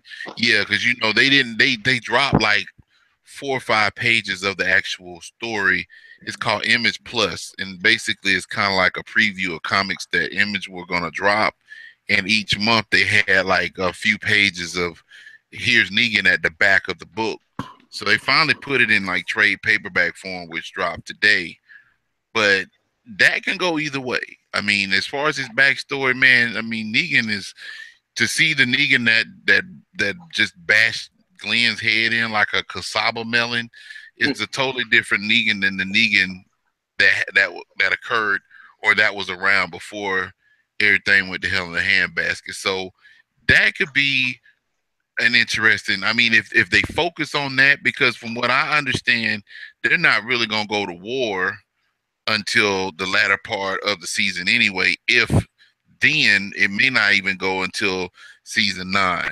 So for them to actually go and do a backstory on Negan, I think that could actually boost this particular season up. Jeffrey Dean Morgan's probably one of the highlights of the show at this particular time, and I think he could put it together to the point to where he keeps the shows intriguing, even if it is about his backstory. So that it remains to be seen. I still hadn't caught up on season 7 yet. I got to, I don't even remember which one. It's probably about 4 episodes prior to the season finale, and I just got tired. Like, man, come on, man, for real. This show could be a whole lot better than it is. But yeah, season 8 may redeem itself from season 7. We'll see. So, anybody got any thoughts on that? uh, it's Walking Dead, so Right. it is what it is. Walking Dead, just what you're gonna get. I mean, yeah. First I mean, episode, first episode is gonna be great. Then after that, it's like And we watching a cat piss on grass or something. we hope we're wrong. By the way, we pray that we are wrong about this. I hope it's a successful season, man. Because, like I said, The Walking Dead has a lot of potential. The story, the comic story is ramping up. I mean, they just introduced a new character a few weeks ago, and the story really is pretty much turning around. Centralized focus is no longer on Negan, so it's on this girl called Princess now. So I'm hoping that season 8 is a little bit more ramped up. But I mean, Matt called it. I mean, the formula has been that way since about season 4, season 5. You got the first 3 or 4 episodes, they come out the gate and they're straight fire, like the young people say, fire. And yep. then you get to that middle part right before the season, the mid-season finale, and it The drops off terror until episode. right, and then you get to the mid-season finale, and that's a mediocre to pretty good episode, and then they have that break. And Matt hit the nail on the head. I think, and a lot of shows are adapting this, especially The Flash. I think it's one of the dumbest ideas to split up a season and have 2 or 3 months in between a season within the same season. That makes no sense. You have a 16 episode, 18 episode season, run all them episodes concurrent. It kills the momentum. It really kills the momentum It of the does. show. And really. I mean, just think about all those start stops with the Flash. Just start stop, start stop, start stop, start stop, start stop. Even with Agents of Shield. Just the start stop, and it just kills. I mean, absolutely kills the momentum of the show. And and people like me that will watch it consistently. When I'm broken off of a pattern, I'm broke. And you're doing this. This is the crazy thing, is you're in the middle of football season. Hmm. Right. Right. No. I mean, unless the Seattle Seahawks and the Colts are playing again, I'll watch. I'll watch something like The Walking Dead or whatever if that's what's on, or the Browns and the Dolphins or something. But but if it's most of the games are usually pretty good, so I'm usually watching Sunday Night Football anyway. So and you got the Major League Baseball playoffs to start. So Hmm. now you got another factor in there. So people you got to know your audience, man. Know your audience. Right. Right. I agree with that wholeheartedly, man. So that's something that a lot of these shows need to just get rid of. I know you're trying to give the actors a break in between shoots and stuff, but I mean, stick it out. Like the saying now goes, suck it up, buttercup. That's what you need to do. Hmm. Just go ahead and push it through because it does. I mean, especially a show like The Walking Dead or The Flash, it loses the steam. If you have like if it's hot and it's going into a break, and then the add insult to injury, you want to show reruns.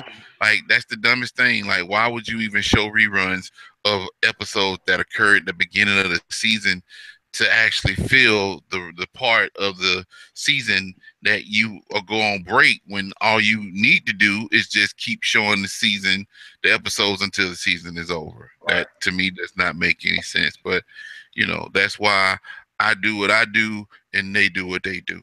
So moving right along, we are going to go into a little bit of comic book talk, and we are going to talk about the Marvel Legacy. Marvel Legacy pretty much is one of those situations where Marvel has hopefully gotten to their senses, and they want to try to bring back a lot of the older characters that they've killed off that they haven't used over a particular period of time. One of the biggest things that's coming out of Marvel Legacy now is the return of Wolverine. I have not read the story. I think Matt's picked the book up. I don't know if X or TC has picked up the book. I'm pretty sure Larry's picked up like every copy that was a variation or a deviation of that particular book. So, have any one of you gentlemen actually read the book? Do you think that the legacy is going to give Rebirth a run for its money? What are your thoughts on that? We're gonna start with you, Matt. I saw the panel when spoiler when Wolverine showed up. I hadn't read the actual book. I don't think this is, and this is without me reading it, and I'm sure I'll get some criticism for this, but I don't think this is going to be able to compete with Rebirth. I think this is more of Marvel just doesn't have anything to do, so let's do Legacy, and let's go back and reset numbers, and let's put out the particular variant. Larry Bow. Let's put out some more books. With Larry Bow. Let's just put out anything. Let's just put out anything. It's like Marvel. The thing that does Marvel in is that Marvel, when they run out of ideas, you can clearly see that the train is stopped. And I think when they ended I think it's getting ready to end the Secret Empire. Mm-hmm. I think that caught them off guard because I don't think they realized that thought that was going to be as popular as it was. And so now that's winding down. They're like, oh crap, we got to find something else. And let's just go back and bring back old characters. I mean, who's checking for Nomad? I mean, Dark Horse. I mean, who? I mean, really. You know, I talked to Will about this for like an hour and a half the other day, and he's like, I don't understand what the heads up at Marvel are thinking of sometimes. You know, it's just really, to be honest with you, man, just shut the damn thing down and just pick up where you left off in your old books. On if you left off on 672 Captain Avengers in 19 whatever it was, just pick up with that story arc and keep going and just be done. I mean, you know, TC is all, you know, you have it, man. Yeah, You good? Go ahead, TC. I mean, I agree with you, man. I mean, with them doing this, they're running out of ideas. Because I mean, I haven't read the book. I haven't picked it up. I have read like a couple of stories where they're basically like hinting at different stuff for different characters in the book. On there, the particular one I read about was the one about Black Panther. As you know, I'm a fan of Black Panther, so when I saw the article where they talked about it, where he basically there's a planet that's created after Black Panther on there in that situation, and I was like, what? How is this even coming up about? But apparently they're gonna do that in the Marvel Legacy. But like Matt said, I think this. I mean, you just gotta bring the character back.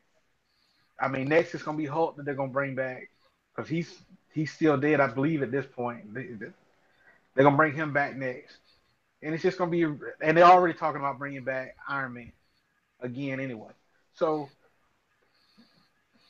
just go back with the old, recycle it. People will buy it. Keep on rolling with me, Larry Bob. Of course.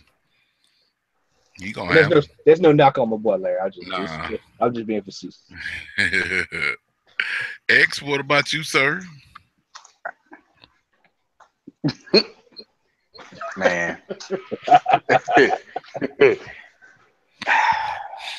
Next. I think we've all Okay. touched on it. This Now I will say, it's desperate times. yeah, I will say as far as like the whole like the rebirth and the legacy, comparing those two back and forth. I did read an article where they said that DC is now thinking about going back to the old numbering system with the Superman, I believe 34. Why? Why? I mean, I, why are these companies? What did you go away from? Why did you go away from it for? that's You know, that's In the the first rumor. place, right? That's the rumor that they're talking about. Is that they're talking about that is DC is going to go back to the old numbering going forward for Superman, and I it think might. I mean, it could roll on through the other comics too, but I what it don't know. is. I think, man, what it is that, and we talked about this several months ago. I think people realize that Action Comics is about to hit that 1,000 mark, Yep. and so a lot of people are going, "Oh shit! If we get our books back on the road, we can get to the 1,000 mark too." Because the 1,000, you know, let's look at this from the eyes of a Marvel executive. A Marvel executive is looking at it like this: "Oh shit! Action Comics 1,000. Well, hell, let's get Spider-Man to 1,000, and then we can have 1,000 variants that we could put out that can be Yeah. sold." And so, man, I mean, you just hear the change jingling in their head because they know that they can put out 1,000 variants, and they know that Blaylock is going to go down to the Comics Plus, and he's going to buy them. And there's people going to buy these 1,000 variants. They will buy them. They will buy all 1,000, mm-hmm. and they will make money hand over fist, hand over fist. So Marvel is looking at it from that aspect. I think DC, and this is not going. You know, I'm pro DC. I'm neutral, but I'm just saying that DC's probably looking at it like, you know what? I think we're closer to 1,000 on most of our books than they are. So let's see if we can get Batman to 1,000. Let's see if we can get, you know, certain mega characters to that milestone. I think from a Marvel perspective that Marvel is looking at this from a monetary perspective, and I think they realized that they hurt themselves when they started doing that. Like the Fantastic Four franchise. You got Amazing Spider-Man, Venom. Iron Man, X uh, Men. X-Men. Yeah. And we're talking about Jim Lee run X-Men, but they got to go back to that. You know, and they just the renumbering people. You look at these loan boxes in the stores, and most let's just be real. If they were to keep doing it the way they had, you wouldn't have so many departments in a loan box Hmm. in a comic book store. It would actually be more organized because Right. all you got to do is go straight through the run. Well, you got to go through now.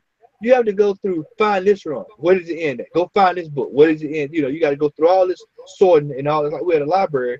When if you would just kept it simple from the get go, it would make it beneficial to the consumer. Right. So it is what it is. I mean, the legacy is here. I mean, we'll see those numbers in a couple of weeks, so we'll know if it's selling or what. I will go ahead on record and say I did get the giant size X Men particular variant just because it giant size X Men, and also went for the Iron Fist, but because I like the Sabretooth cover. But other than that, man, it really was nothing there. I mean, it wasn't nothing there for me. So I think Marvel's gonna really have to do some work to win back over people because y'all remember, man, and we could go back when we first started this show last year, and I don't know if y'all remember, but I distinctly mentioned the fact that one of my biggest gripes with Marvel was the fact that they kept renumbering their comic books and they kept it's starting over. You get a new writer and you start over to a number one, and then you get to issue 19 and then you cancel it only to start over again with the next volume. And that particular volume runs through 20 issues. To me, I thought that was the dumbest thing. And, Marvel in their infinite wisdom has decided, oh, that wasn't the right, thing to do. And, you sitting here as a consumer saying, duh. I mean, I've been preaching this crap the whole time. So I don't buy it. I don't, and it's crazy because you look at the charts as far as how they have it set up, like the Incredible Hulk and Spider Man and Thor. They had to go through each one of these volumes and they had to renumber these volumes as if the volumes that are currently out now were in continuity with with the issues before they stopped the numbering that they stopped, which to me is, excuse my French for saying this, and if I offend anybody, I don't want to, but it was retarded. It was extremely retarded, and it didn't make any sense. So now, after a year, two or three or four of them canceling the numbering, now all of a sudden you want to go back and you have this Pythagorean theory chart that you don't put out in the back of these solicitations telling people, okay, so this is how it's going to go. This book is considered issue 542, even though it's issue number 13. And I think it was dumb. I don't think renumbering the book is going to help them. What's going to help Marvel is putting out good stories, using the characters that they have, introducing new characters into the fold, into their own. Marvel has had some hits over the last couple of years. Marvel has had some misses. Secret Empire, in my opinion, was a really good read. I enjoyed it. And even though I'm an X-Men fan, X-Men Blue sucks, in my opinion. Larry might beg to differ. I think he said they were changing something up, which he's kind of like shaky on now. X-Men Gold was the only thing. And of all the other books, as far as the legacy books, Uncanny X-Men has actually not been renumbered. But from what I understand, they're either supposed to cancel X-Men Blue and X-Men Gold and consolidate them into Uncanny X-Men, which I think at that time they're going to be renumbered. And I'm not falling for the okie doke. My whole run of X-Men Volume 1 is going to be from issue 1 to issue 544. 544 is where they ended, and that's going to be, in my opinion, considered the first full run of Volume 1. So they could take all that and they could shove it sideways And y'all know the rest. Y'all know the rest. Okay, all righty. So, ladies and gentlemen, what we're going to do right now, we're going to go into the meat and potatoes of our show. We've talked about a lot of stuff, but it's time to get to the nitty gritty. And we're going to go and we're going to start our haul. So I'm going to ask for a volunteer for somebody to show their wares that they picked up over the last couple of weeks. I'm itching to see some good stuff. So who wants to go first? I'll go first. Right on, sir. All right, out the gates. Do it. Out the gates. Do it. Shirtless bear fighter, the old school Dell cover. I love the cover because it's the old school Dell comics cover, man. It's like really, really good cover. We have the Wolverine. This is what I was telling you about earlier today, Brother Al. Wolverine number 8. Oh, snap. Yeah, that one. Joe fixed it. Yep. And I actually got this one, man. This goes for anywhere from like $20 or $30. I saw it one night on the Midnight Rider sale, and I got it for $15. All right. Spider-Gwen number 24. This book, this book is starting, is heating up, or if it's not hot already. What's the significance of that book? The actual Gwenum begins. Oh, okay. Yeah. Speak of the devil and he appears. Marvel Legacy number 1. Regular cover. This is actually, I think this one is yours, as a matter of fact. Al, this is actually yours. Word like I think it's Yeah.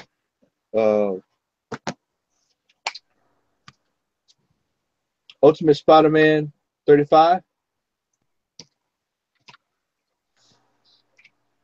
Supergirl 13 variant.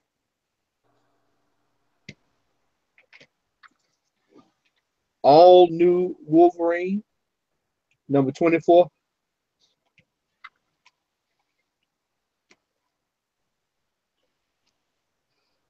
Marvel's Capcom 2 Infinite variant.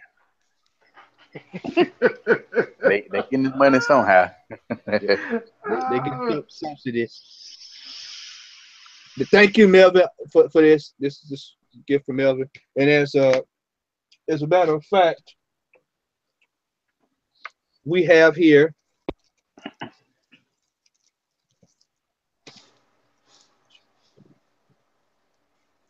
we have 7 copies of this to give away to a viewer. We have them. So if you are interested, please comment on the YouTube video. Let us know. Leave your email and get your mailing information, and we will send you a copy of the Marvel vs. Capcom GameStop custom edition, Ric Flair custom made edition. So, Marvel vs. Capcom. Let's continue with this show. The Harley Quinn Day variant. Free comic book. Yeah, that is a cool color. That more Harley Quinn Day variant.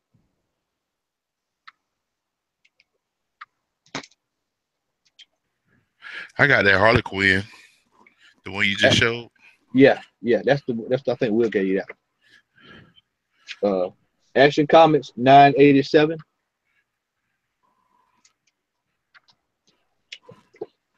All right. I was down at Second and Charles down in Columbus, Georgia. We have X-Men number 5 for $1.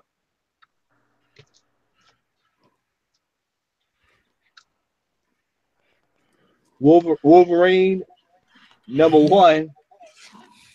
They had this book. I want to zoom all the way in. How much? $5. Look at that right there. $5.95. Highway robbery. Stagecoach robbery. Ultimate Spider-Man number 2. I got this for a $1. Uh, Venomverse number 3. Of course, it's quite obvious why I got the cover. Batman number 1, The Red Death.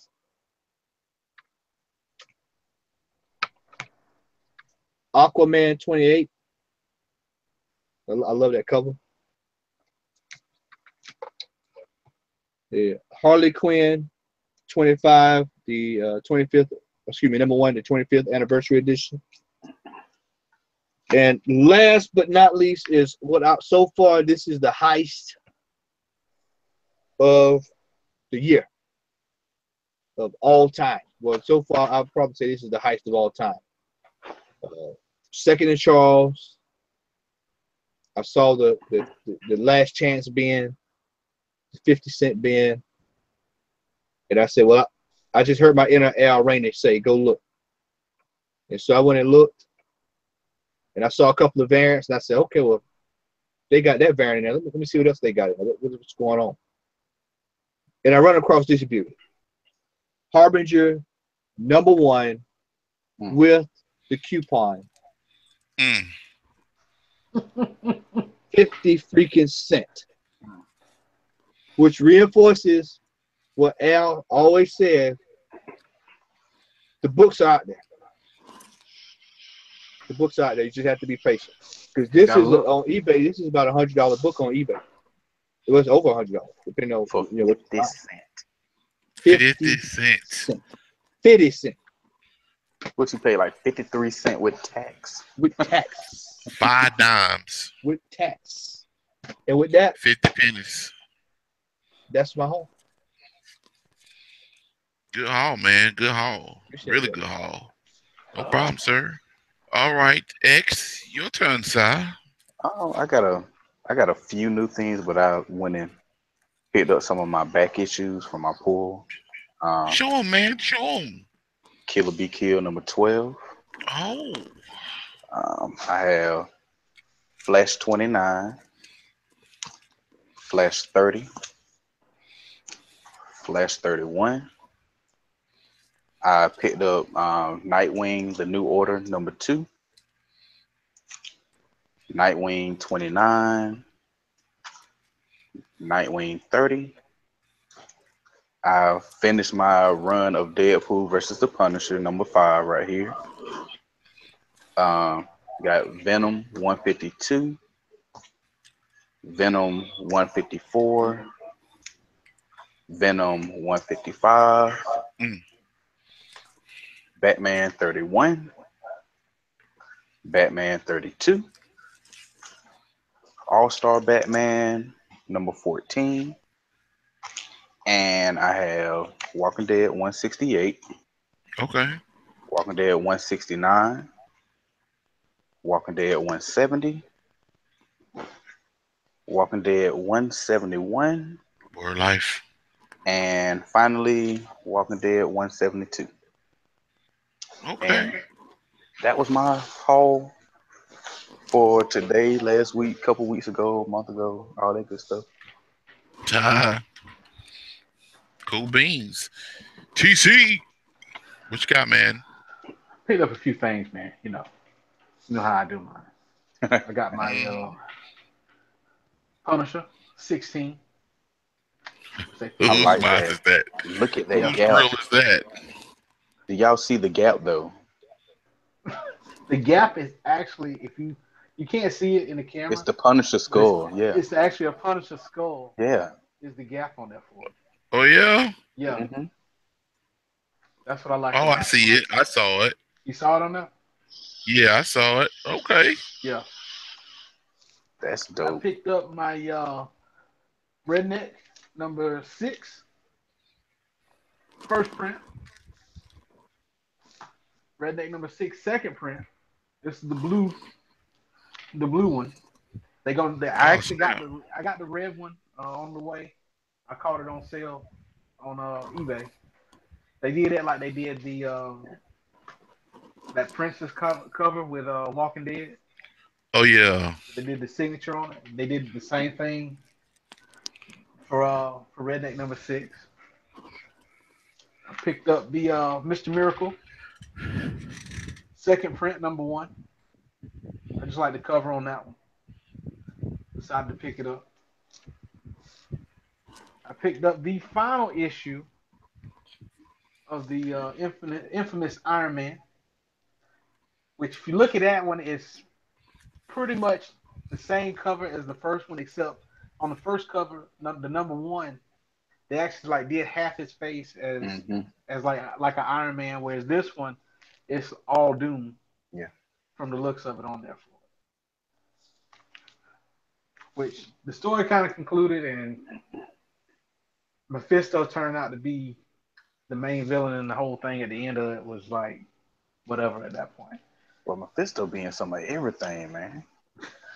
Yeah. I picked up my Flash 31, the ring that I'll never see in the show. See that ring right there? I'll never see it. Never At see least that not ring in on the the show. Flash. Never be on there. I picked up the Cable number 5, the Venomized. I just like the cover on it with Deadpool in the back, the Venomized Deadpool behind Cable. I like that Cable looked cover. I like picked that up. Colossus right there. He does with the way his hair's done. Hmm. And then last but not least, I picked up my Black Panther set number 18, which also included the Venomized claw on the cover of it. So yeah, that's my run. So let me ask you this, TC, that Black Panther, how many is that going to end anytime soon? They're gonna do there's one more coming up after this one, and then it's gonna go back to the renumbering, the legacy renumbering after that. But it's still going. But they are coming out with another Black Panther comic in January, Mm, which is gonna be Long Live the King. It's gonna be Black Panther Long Live the King, which is basically like it's gonna be an origin story for Black Panther starting in that comic. mm. Okay. Cool beans. Well, I'm going to get this over with, man. I got a few that I want to show everybody. I picked up over the last couple of weeks. I have the Harley Quinn number one. I got this during Batman Day up at Bungie's Comics, and I also got this up there, which is the lenticular cover of Action Comics 987. So you show it's so smooth. And then Matt got me the regular cover. Got that right there. And then I got the World Animosity. Man, I don't know if you know anything about this one, but it's basically like an add-on to Animosity. It's not the Rise or it's not Animosity. I haven't read it yet, but I think it just basically gives a backstory to like the characters in Animosity. I don't know how many issues that's going to run. It doesn't have a number on it, so I think this might be a one shot. I was gonna mention it in the show, but I figured I'd wait until we do our hauls. But this right here is like a one shot to the Dark Metal. Ladies and gentlemen, I'm again a Marvel fan, but DC has won me over with a lot of the rebirth stuff. As you can see, I'm representing the X-Men right there too. But DC is really pulling out the stops with this rebirth, particularly this particular storyline. The Dark Metal is actually kind of like an Elseworlds or What If type deal, but it's really good. But this is a one shot, which is a prelude to the Dark Metal. I haven't read that. Um, then I got Batman, The Red Death. Got that one. It's also Dark Metal story. I have Dark Days, The Forge, which is also a one shot that leads into the Dark Metal storyline. My boy has been converted. Man, I'm telling you, man, Yes. I like, you know what? I like good stories. Yes. I like really good stories. I like reading good stories. Like I just ended the Secret Empire. That was really good. It doesn't matter, man. It could be Welcome a to the Looney dark Tunes book. side, pun intended. Right, man. I like them. I mean, Dark Metal is a really good story, man. If y'all can go back and pick up the back issues, I would strongly suggest you do so, man, because I think at the end it's gonna be a huge payoff. All right, so I got Rebirth Flash number 30, Rebirth Flash number 31. Skipping gears to Image, I got Gasolina number 1. I haven't read that one yet. I know Matt looked up and got the Ash Can some months back. Look at dog. Didn't pay a lot for it either. Um, Green Lanterns number 31. Yeah, that Gasolina, man. For those who don't know, man, that's a really good read, a real good solid read, man. That's gonna probably be something that down the line that could be greenlit for a show. Y'all heard it first. They need to And do Killer normally, Be Killed first. I think Killer Be Killed gonna be on HBO or Cinemax or something, man. I hope. I give it about 2 years. Watch. Yeah. Green Arrow, 31. And speak of the devil, Killer Be Killed number 12. Ladies and gentlemen, this is an awesome story. Image, man, it's awesome. And Killer Be Killed is one that I ain't gonna, I'm telling y'all the truth. I read Killer Be Killed 1 through 5 3 times in a row. That's how good the story is. Hmm. Really. Got Redneck number 5. I just got the regular cover.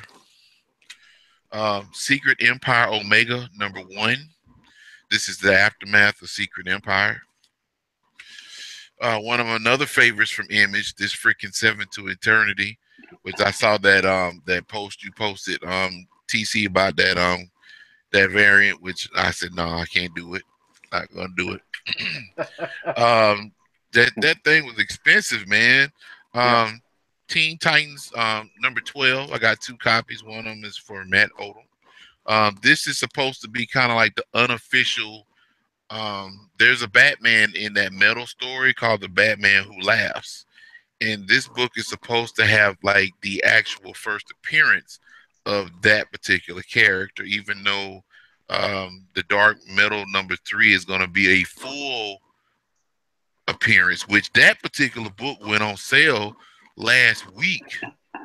And they had the Virgin variant cover, and that sucker sold out in like 5 minutes. Like every vendor that was offering that book, it was amazing. Um, that's some of my newer stuff. I'm not gonna go through all my old stuff. Just some of the key points that I picked up. Picked up a few What If comic books from Will on What If Wolverine fought Weapon X. Um, what if Iron Man had not destroyed uh, the Living Laser? What if Wedding Album? What if Blink had not died? What if the Phoenix rose again? And, one of my favorite teams, of course, is the X-Men. And one of my favorite villains from the X-Men is Apocalypse. So he has some stuff down there, Apocalypse the Chosen, which is like a dossier of like people that Apocalypse have been following all of his life or something. And then the Rise of Apocalypse, which is a mini series, and it's 3. I have 3. I only need 1 left to complete it. I saw this up at Bungie for $2. They had a sale going on last week or the week before last. Batman and Spawn, War Devil. I picked that up. Last but not least, that I'm going to show y'all. Remember when I told y'all that one of my books got stolen from my dad's? I lied. They picked it up and couldn't find it, but I'm mad as all I get because TC post a picture of it, and they done put it on sale. But I got a Version Del Alto of Secret Empire number 10. Oh, for 15, So ain't it? no, I bought this for $30, man. But they got it on sale for 18. Yeah. When I looked at it Passed last on. night, I thought it said 15. Oh man, be quiet. Be quiet. I want to hear Oh, that even pisses me off even more. I wish somebody had no. Okay, anyway, last but not least, least but not last, this is not a coup or anything, but Matt Odom talks about these midnight specials, and I kept this one under wraps. I wanted to tell somebody, but I didn't. I found this particular book on eBay. last week for $12. And when y'all see this book, y'all gonna trip because it was $12 plus $3 and some change. Now, there's not a lot of fanfare about this particular book, but it is a sought after book because of the first appearance of a particular person. But knowing that I bought this book for $12 or $15 with shipping is a great accomplishment. And I would have to say, looking at the book, the dude said on the thing it was very fine to find, but it looks like it's. I hadn't opened it yet, but the cover in itself puts me in mind of it being an 8. I also have a goal of picking up like key issues of people from earlier in the back in the day. So I present to you Avengers Annual 10 Oh, first appearance of of Rogue. Rogue. Right, the first appearance of Rogue of the X-Men was in this particular book. $12. $12. That's a And good I deal, got man. yeah, a darn good deal, man. I got a couple more books coming next week. But anyway, ladies and gentlemen, it's been a blast. We had to get some stuff off of chest, which is good. We hadn't talked, we hadn't been around y'all in a couple of weeks. And we hate that because we enjoy doing what we do. And All of us. one thing before we go, I want to tell everybody, Sure. man, the Blu-ray Dragon Ball Z box set is available. Oh, God. I am going to I am going to drum up the change, and I am going to pay the 147, and I will be buying. That is Man, all. I want it so bad. What I wanna buy it. I got Amazon Prime. Man, what all is I in it want that though? so it's the whole Dragon Ball Every Z series on everything Z. Yeah. Blu-ray. Oh, everything Z. Okay, Yeah. Everything Z on Blu-ray. as long as it didn't have GT in Everything. it. Oh no. It don't have Plus they were giving that away. Shinra Omega Shinron or whatever. Yeah, that's pennies on the dollar. You probably get that for Smileys on Blu-ray for like $2.99 for the whole series. With a But water anyway, dispenser. yeah, right. But we thank you for joining us. We thank you for the viewers that's been with us. There's been quite a few people watching tonight, and we thank you. If you're not a subscriber, please click the subscribe button. We need all the subscribers that we can get. Not trying to sound desperate, but we do thank you for your viewership. So with that being said, we should hopefully be on next week because we missed last week. It'll either be me or Matt, whichever one. So you're gonna be entertained. You're gonna learn a little something as well. But on behalf of Matt Odom, Xavier Randall, Antonio Coleman, we're missing Larry Crocker, Weldon DeRamus. I don't even know where that Joker is, man. So I think he might have got abducted by some aliens. Vincent Garrett, we miss your brother. Hope to see you soon. With that being said, we'd like to thank you for being a part of the show tonight. And with that being said, I said that twice. You all have a good evening, and may the force be with you, like Matt Oldham say. Peace.